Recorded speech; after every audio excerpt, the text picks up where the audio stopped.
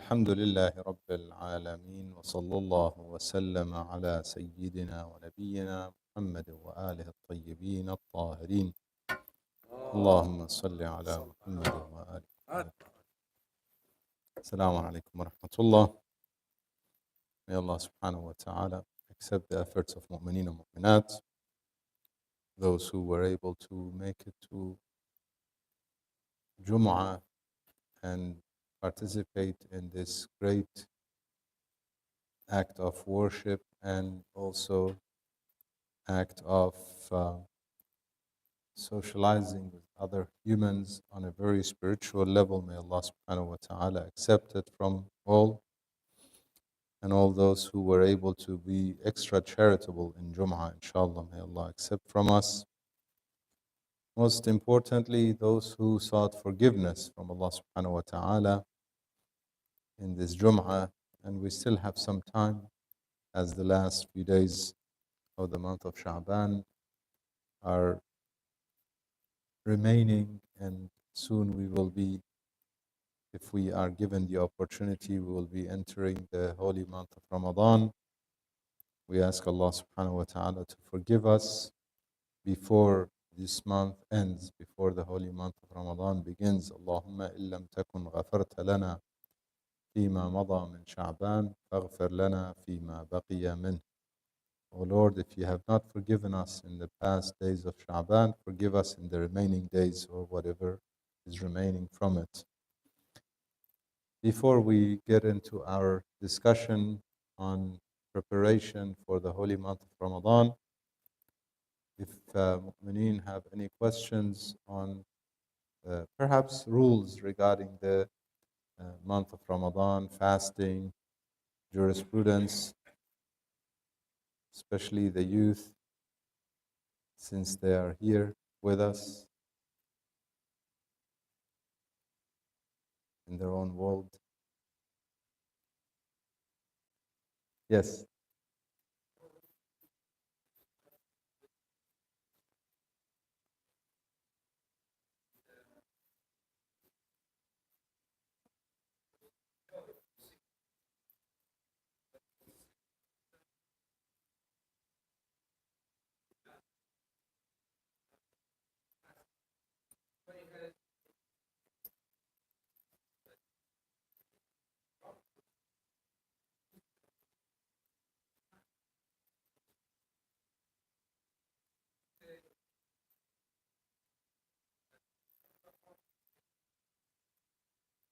So if somebody is unwell and they are taking medications for their sickness,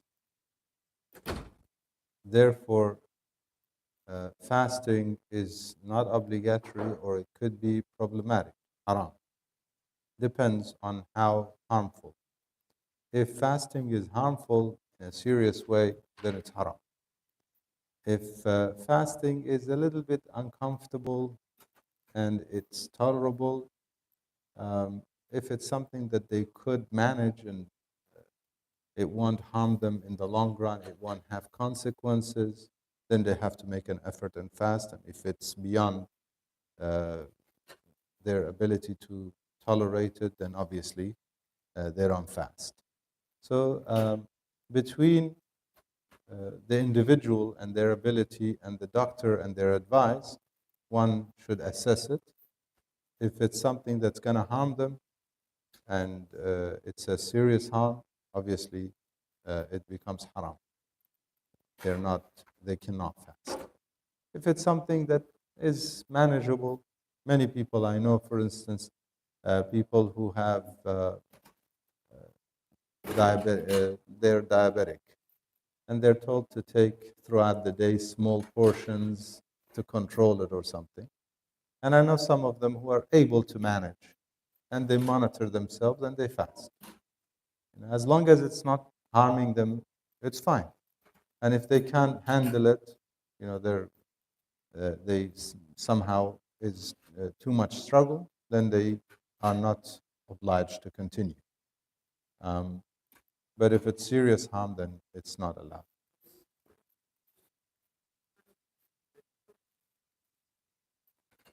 Boys, are you with us? Young boys there, you're with us? A little bit distracting. If you can keep it down. Thank you. Okay.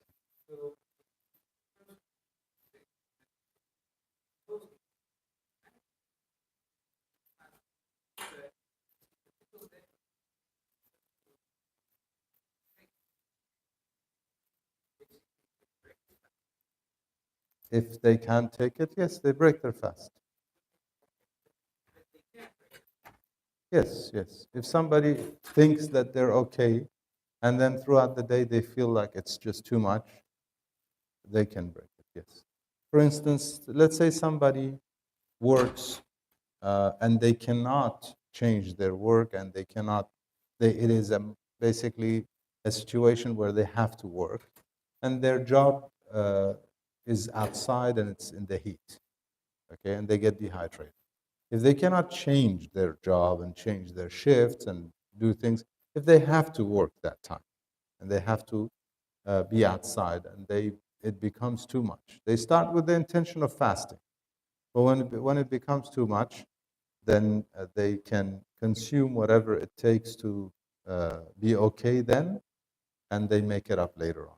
They still have to uh, not like eat as if they are, yeah, because they have to respect the month of Ramadan, but they have to make it up later.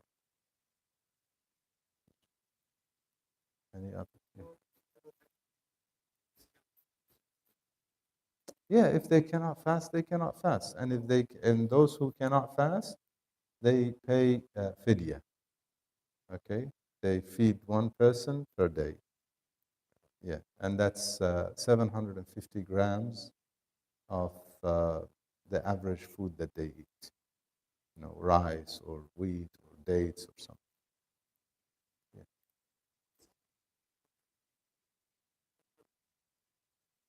Hmm.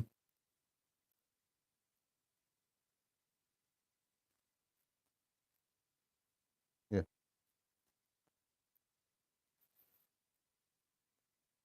Mhm. Okay, kathiru safar or frequent traveler, according to different maraja, it's a little different. Some maraja, they have it based on the nature of their travel. If their travel is for work, it is they can fast and uh, pray as usual. Others, they say if traveling is their work, okay, for instance, a taxi driver, interstate taxi, or an Uber driver who drives all the time out of the city, or truck drivers and so on. That is شغله السفر. Okay, that is the difference. Is one is his work requires him to travel, or his work is traveling. And we have some Maraja who say, like Atlas Sistani, very simple, made it very simple. If he travels, regardless of why he travels and where he travels, if he travels 10 days or more in a month, he is a frequent traveler. No matter where he travels, he fasts and prays as usual. That's Atlas Sistani. There are some who say no, if it is for work, okay, and some who say if their work is traveling, so like pilots, drivers, and so on. So you would have to refer to the marja. But if based on Ayatollah Sistani's fatwa, it's a blanket. Where you go, uh, why you go, obviously not if the travel is masiyah. Okay, all of them. If the travel is for the sake of disobedience, or let's say somebody wants to go to, God forbid, a gambling place in another state, okay, and they travel frequently, but in this trip, it's masiyah, it's different. Okay, but generally speaking, wherever you go, why you go, for him, it is traveling, kathiru safar, if you travel 10 days or more in a month. Uh, but others have, so if you have specific, then we can look at the specific ruling. Um, Anyone else?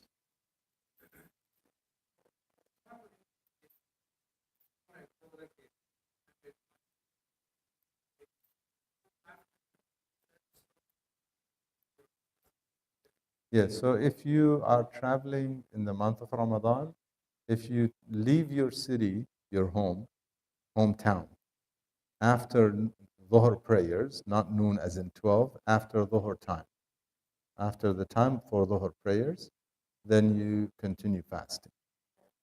You cannot break your fasting until obviously sunset. And sunset wherever you are. Okay, sunset is based on where you end up. If you travel after Dhuhr. So if somebody wants to travel to break their fast, let's say somebody has, I know some youth, they have a sports game, okay?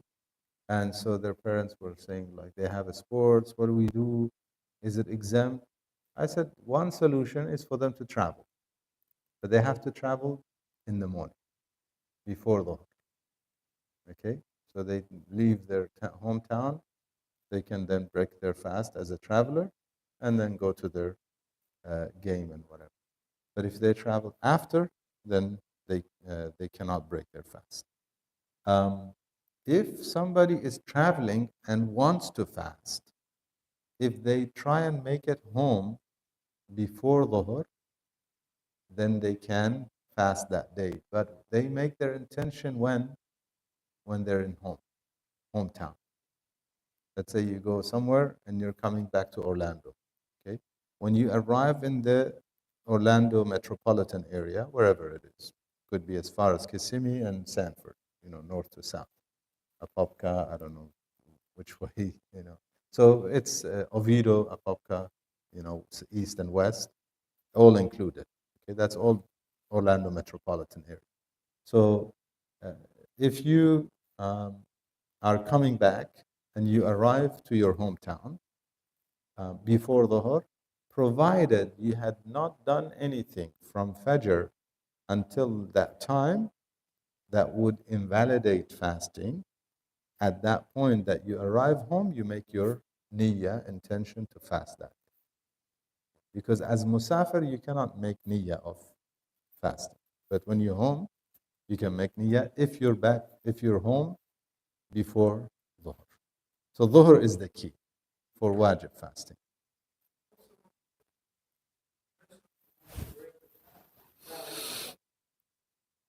Yeah,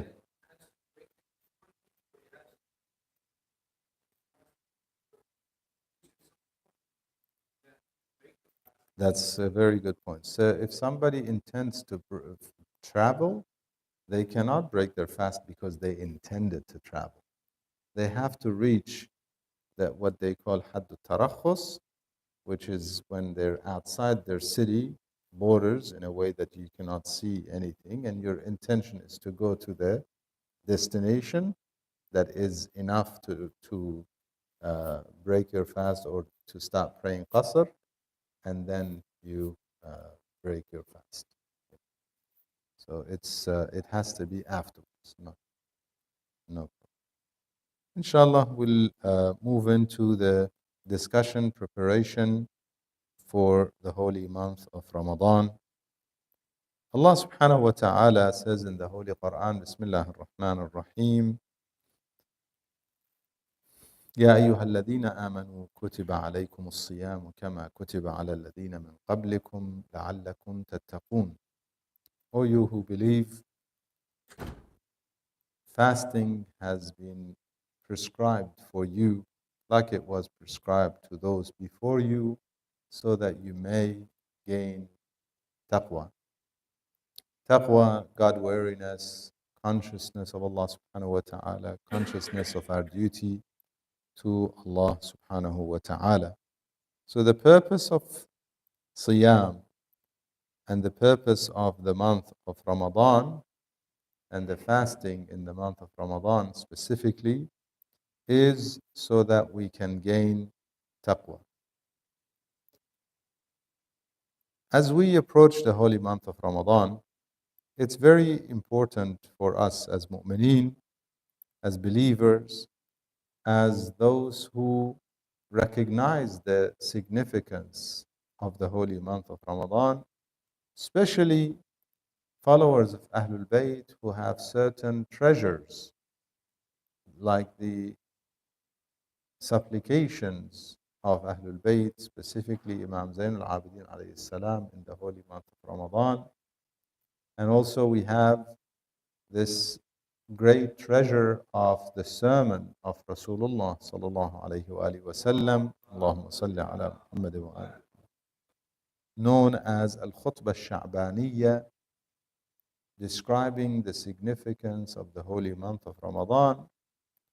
We should be very aware of the significance of the month and very alert and concerned about how we enter the holy month, how we are during the month, and what we take with us throughout the month of Ramadan, eventually to gain our rewards or awards on the day of Eid. As we read in the hadith from Amirul Mu'mineen salawatullah wa salamu alayhi, Allahumma salli ala Muhammad wa ali Muhammad, that this is the day that those who prepared for this day and did well throughout the month of Ramadan will be victorious. And some will be amongst, God forbid, the losers, some who did not take advantage of the holy month of Ramadan. So a month will pass as life is flying. As we grow older, we realize how quick life goes. When we were young, a day was a long day, and a month was equivalent to this time, perhaps a year or more. And a year was a lifetime, a whole year.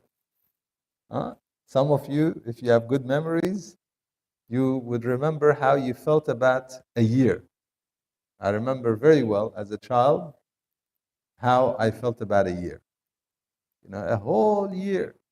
Now a whole year is not much. You know, before we know it, the year is over. Again, we are coming to another month of Ramadan, and another year will pass if we have the opportunity. So the month is coming, and soon the day of Eid will be here. One of our scholars, in fact, mentors, he suggested that the dua for farewelling the month of Ramadan, wida', there's a dua from Imam Zain al-Abidin alayhi salam, which is dua al-wida', to farewell the month of Ramadan. He suggested that we should read that dua at the beginning, not as in a prescription, because it's prescribed at the end. He's not recommending it like this is recommended here, no. He's saying reflect on those meanings, because soon you will sit and read those meanings, and soon it will be over. So reflect on those meanings. Because these supplications, they describe the significance of the month and what we could earn throughout the month of Ramadan. The khutbah, which is from Rasulullah sallallahu alaihi wasallam, also describes what we can gain in this holy month of Ramadan. And the khutbah also describes the state of those who miss out. He says, فَإِنَّ الشَّقِيَّ الشَّقِيِّ. Shaqi is one who loses, who's a loser. In other words, the biggest loser is one who misses out on the mercy and forgiveness of Allah subhanahu wa ta'ala in the month of Ramadan. So we need to make sure we understand the month and what we are supposed to get in this month, so that when it comes on the day of Eid, we are amongst the marhumeen. وَاجْعَلْنِي مِنَ الْمَرْحُومِينَ وَلَا تَجْعَلْنِي مِنَ الْمَحْرُومِينَ. Very easy to mix those. Marhum and mahroom. Marhum is one who is a subject of the mercy of Allah subhanahu wa ta'ala. Whereas mahrum is one who is deprived, who misses out. Man hurima, who is blocked. Certain things were not made permissible for them. So inshallah, we want to be amongst the marhumin. How do we get there? And what should we do in preparation for the holy month of Ramadan so that we can gain the most out of it?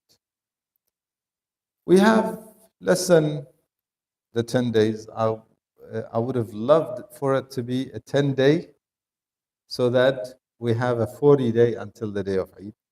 Nevertheless, close enough. ما لا يدرك كله لا يترك جله. If you can achieve all of it, most of it. A 40-day makes a significance in the spiritual journey. So we can start from today.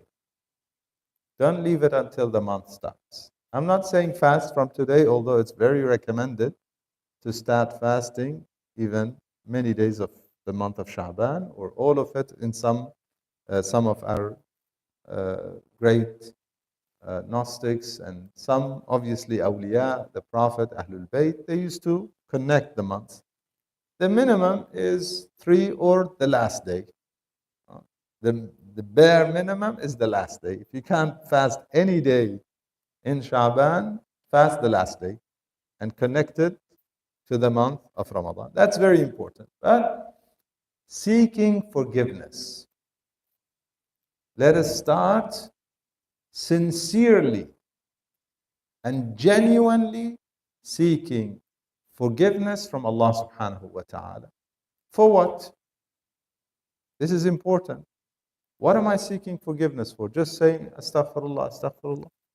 Dhikr is important. But dhikr has to be with dhikr. Meaning what? Remembrance with remembrance. Meaning the ritual dhikr should be with remembrance, not with ghafla. A dhikr should not be the dhikr of ghafilin. It's like an oxymoron. It's the opposite. You cannot do dhikr while you're in ghafla. So dhikr has to be with consciousness.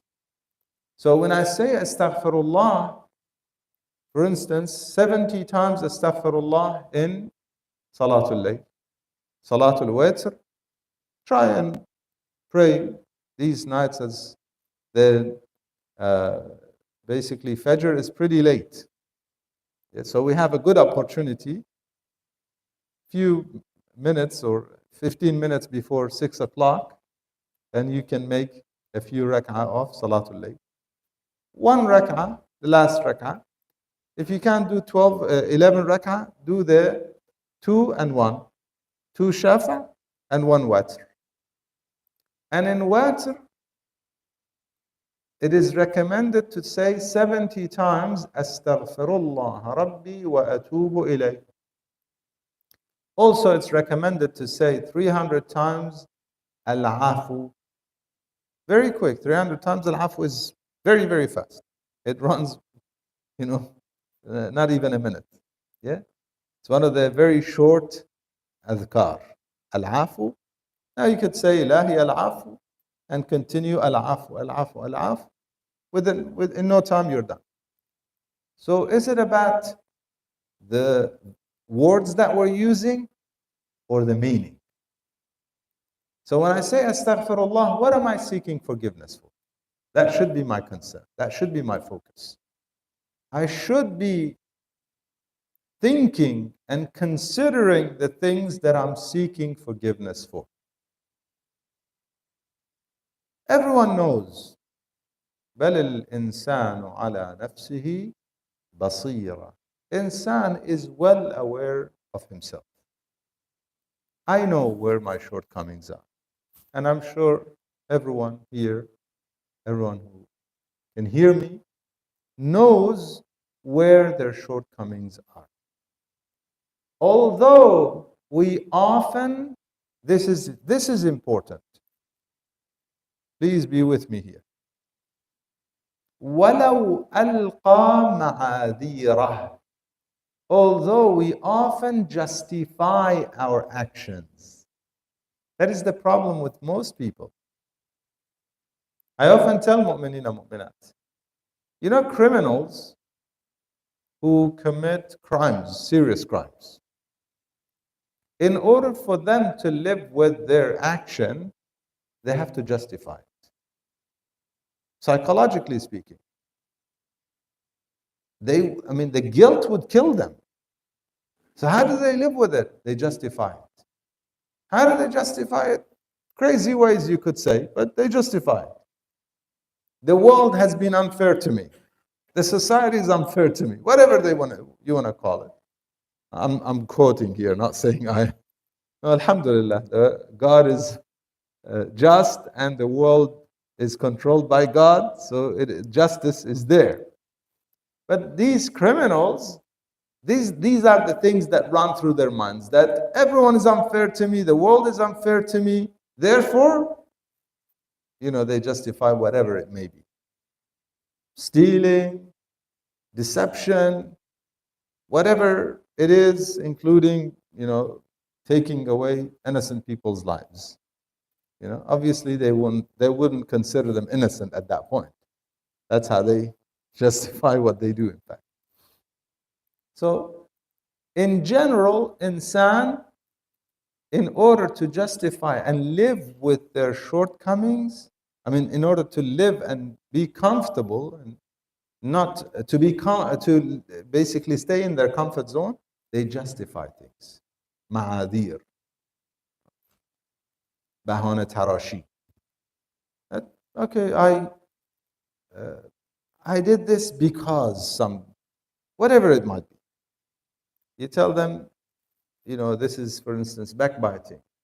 They find a reason. No, it's not because he did this and she did this and whatever. You tell them, this is unfair, what you're doing is someone else. No, they've done this to us.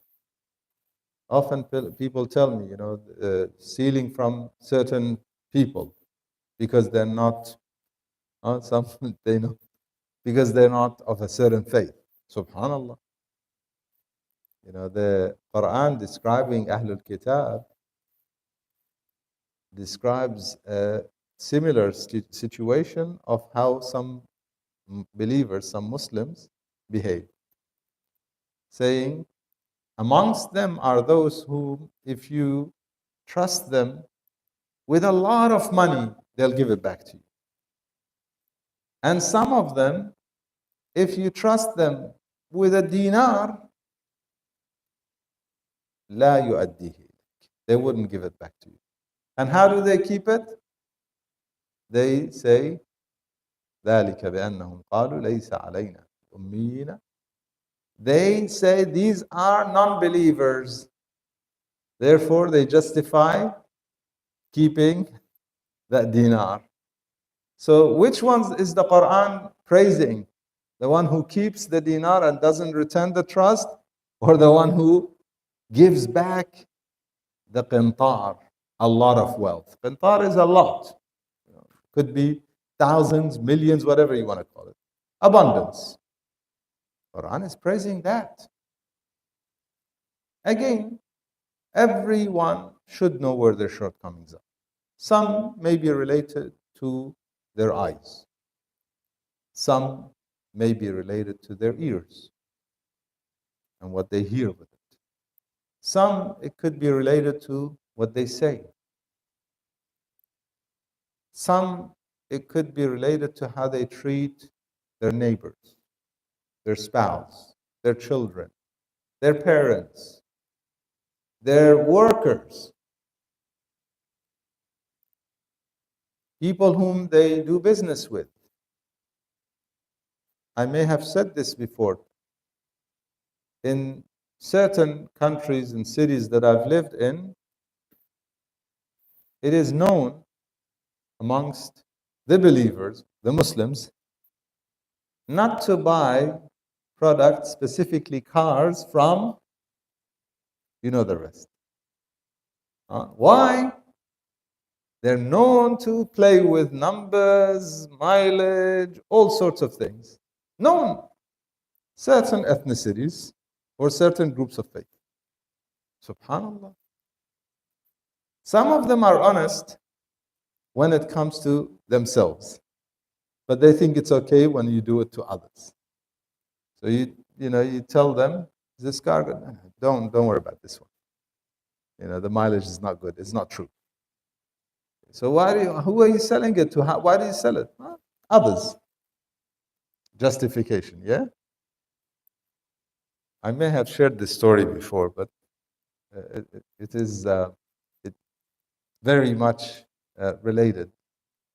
So one of our friends was in a country, in a specific country, and he had just returned from a trip and got in a taxi to get him home.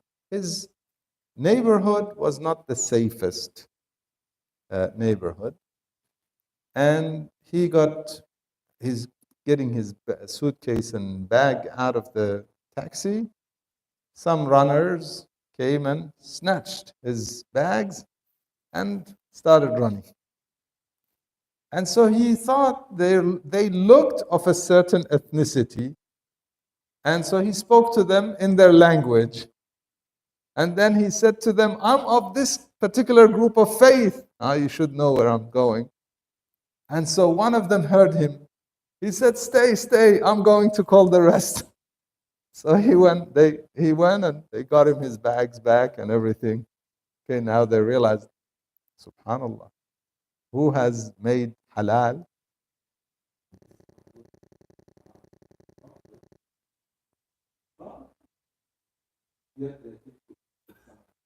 So these are ways of justification. Every one of us knows where the month of Ramadan comes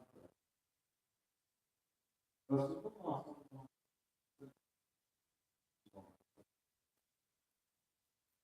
he says that the month of Ramadan the month of and it's coming with a lot of it's coming with a lot and it's coming with forgiveness from Allah.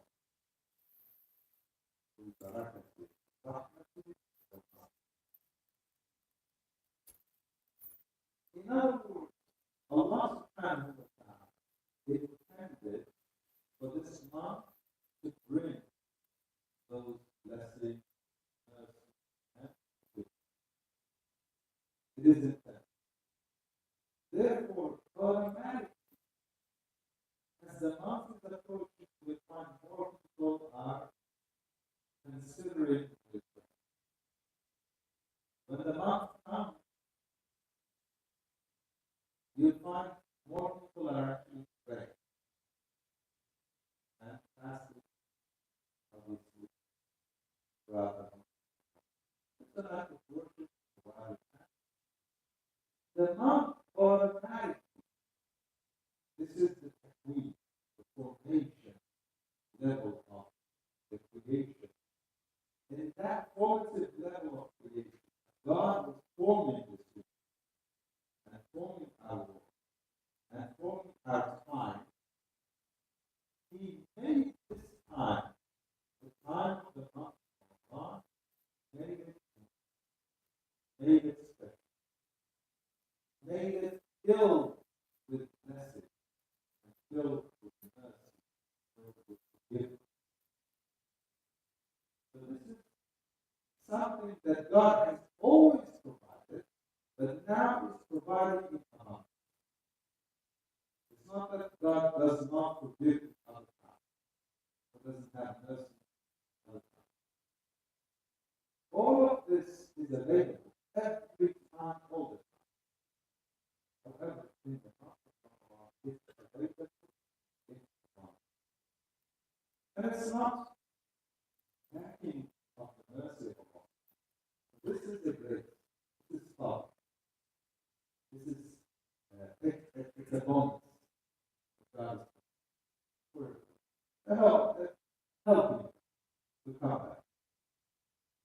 It's available doesn't mean it's mandatory. It doesn't mean it's imposed. It doesn't mean that everybody will receive it regardless of whether or not they want.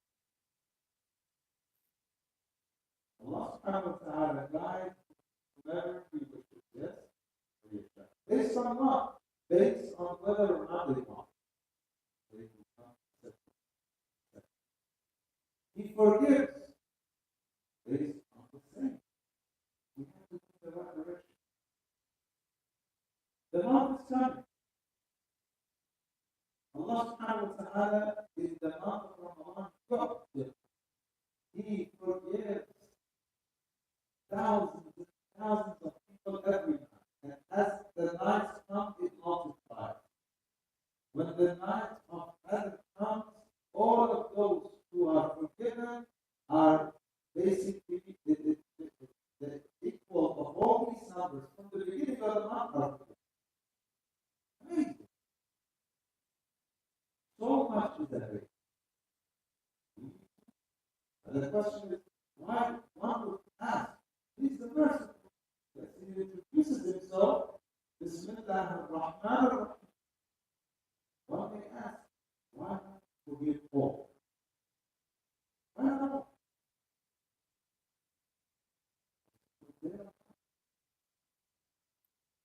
There was a story I shared. I heard and shared with some of us. It's a beautiful story. Somebody, it's again, these stories based on psychology are not necessarily something that could have, but there is a beautiful lesson. It says that during the time of one of the prophets, a shepherd kept on asking Allah subhanahu wa ta'ala for food. He was a shepherd caring for other people. And he wanted washing from Allah to be used so that later he multiplied. He has some assets. And he was not given what he was asking for a while. So the prophet of the time, he read his Quran and realizing that it was never answered, asked Ya Allah, why did you not give him what he asked? He said, because he's not his own answer. He's talking. He said, how? He said, go and tell him, God will give you one sheep and will give you a favor 5. He went to him and said, God will give you the one sheep, give you a favor 5. He said, no, tell God, I don't want that.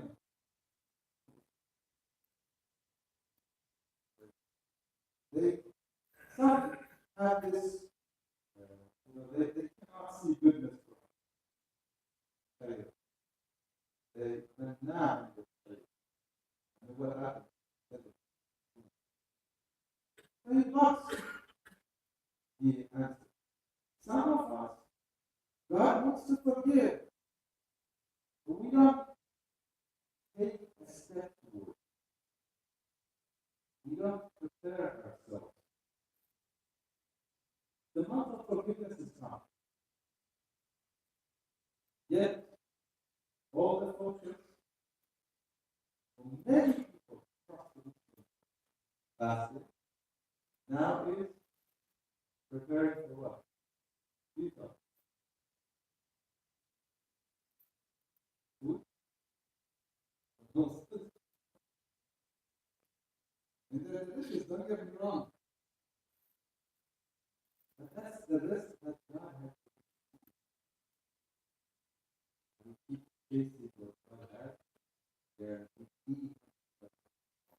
How about not? Everything is available. Everything is abundant for all. And yet that's simple. I don't know.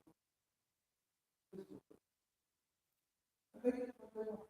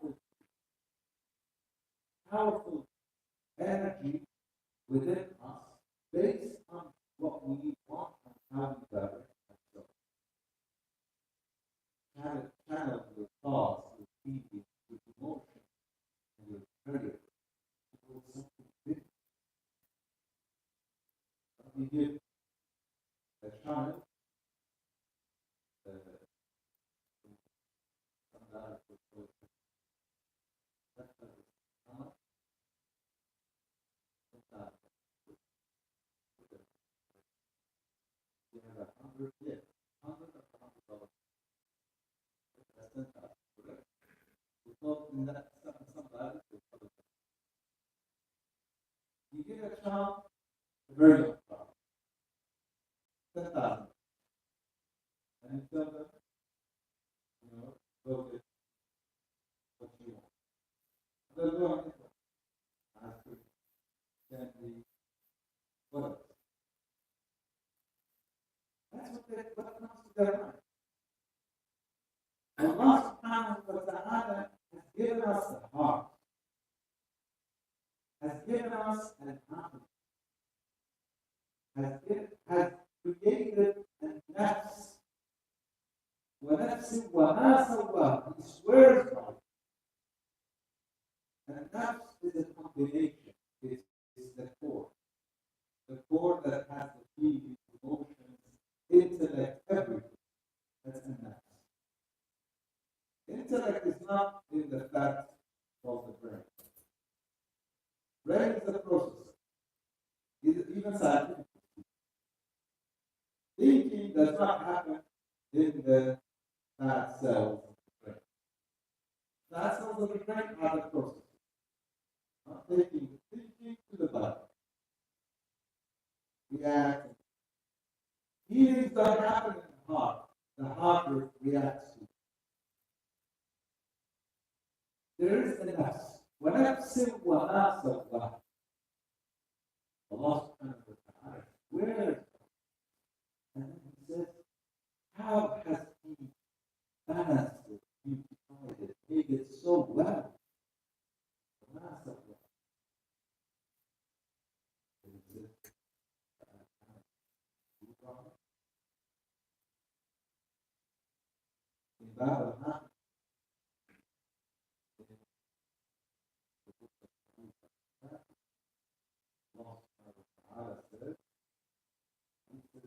First thing that God created, after he created, he said, this is the best thing. With this, I reward. With this,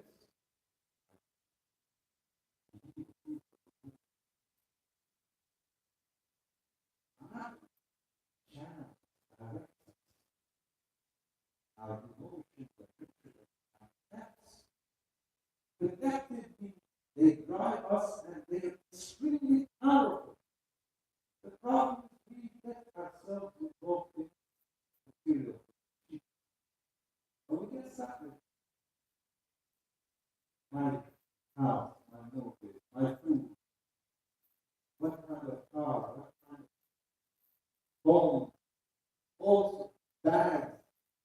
And in the old days, in order for that to be expensive, you have to have a golden, not as in the color gold, actual gold woven in the saddle. And some gems, some really gems on it. Now they put a couple of colored letters on it, not colors, a couple of letters, and people go crazy and pay thousands of dollars for that. I'm saying people, I don't say God. This is how we get ourselves busy and distracted. This is literally the state of ignorance. Then we say that God should be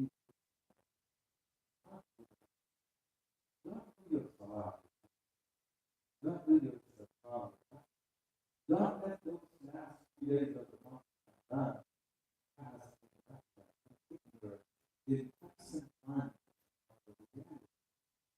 That we're coming to a month, actually it's coming to us. In the hope that it's coming to us. If Allah subhanahu wa ta'ala allows us to do tawbah, to return to Him, ثم تاب الله عليه يتوب. God allows it, we do. Let's channel our energy. Let's not be the child who goes to the candy and ice cream despite how much you. Now again, we need to figure out let's be one who focus on the best. There are many stories of our great scholars. Some of them who make efforts to get better state of their career. And some of them share some stories that cause almost like eternal regret. One of them shares this story. He says that there was a person he often wanted to see. And I want to think about this story, I want to say this story, and think about yourself in that. I'll come to the point where I want you to think about what you have in your mind and how you have channeled your heart and mind, nafs, and what you have prepared for yourself. So this person often was asking and doing the things, asking God and doing the things that would allow him to see the impact of our life.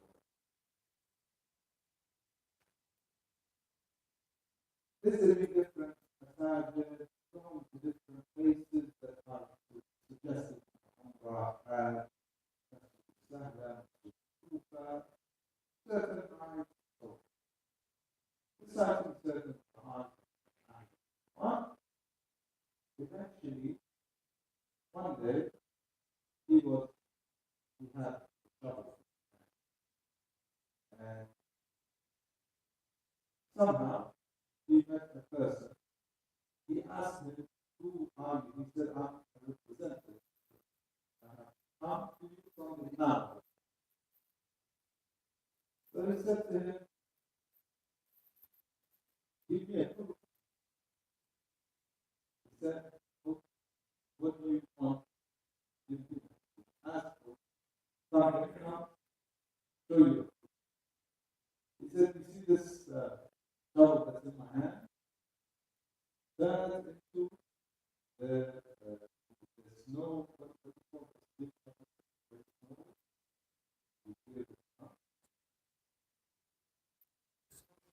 Snow shovel? Yeah. So he had a regular sand shovel. He said, turn it into a snow shovel. And he saw, suddenly he saw, and he said, that is now a snow shovel. But the person who he met was not. Why? First, he should have recognized. And second, what was on his mind? Think about it. And it's not that's all that was on. When I read this story, the first question that came, if Mujtaba would die, whether it's the Imam or one of the Dad,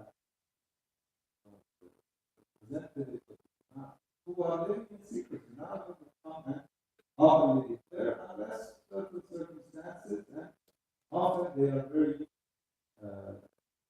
they remain secret until those people who share it later on declare private, very private, like I told you.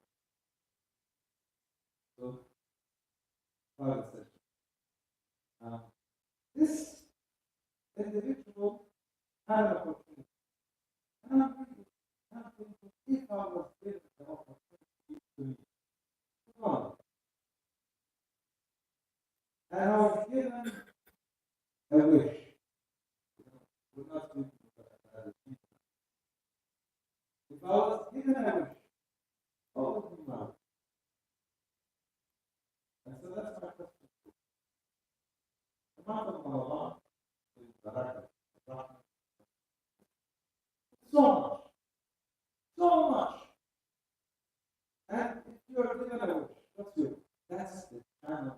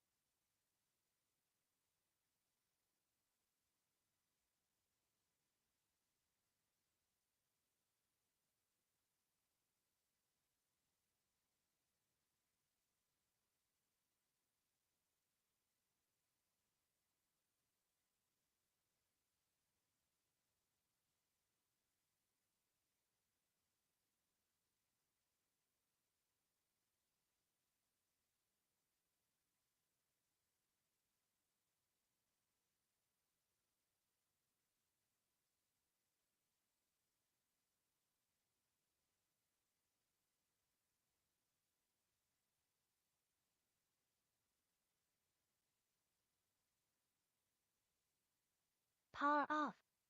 The best state, forgive and you will be forgiven. فاعفوا واصفحوا. Quran is very clear. Forgive, wipe your hearts clean towards people, then Allah subhanahu wa ta'ala will forgive you. ألا تحبون أن يغفر الله لكم. Inshallah, Allah subhanahu wa ta'ala will forgive us and make us amongst those who welcome the month of Ramadan with pure hearts, pure minds, and make us amongst those who go through the month with the spirituality that is available in the month, gaining from the treasures in the month of Ramadan, and eventually amongst those who gain their rewards, jawaiz, and the gifts from Allah subhanahu wa ta'ala on the day of Eid. We ask Him to make us amongst those who listen to what's said and follow what's best.